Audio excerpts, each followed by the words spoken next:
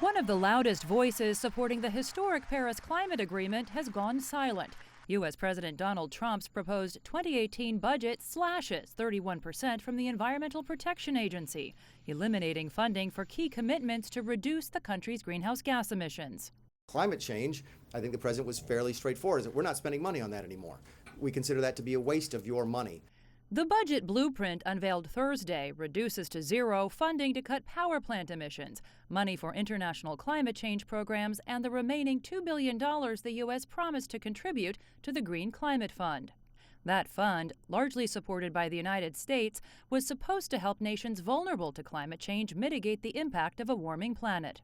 By moving away from this whole sort of global approach to climate and basically isolating the U.S. more generally, the Trump administration would be driving more instability around the world, in creating more pollution. After years of negotiation, it took the partnership and hard work of China and the United States to reach the Paris climate deal. They are the world's two largest carbon emitters.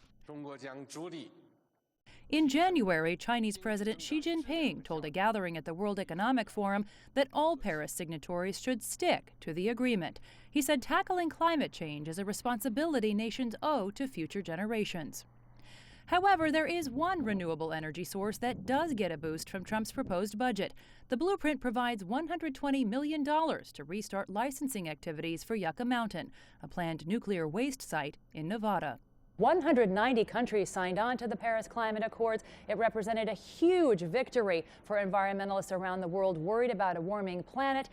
And now it remains to be seen what will happen to the rest of those commitments now that one of the biggest backers of that deal has now stepped away. Jessica Stone, CGTN, Washington.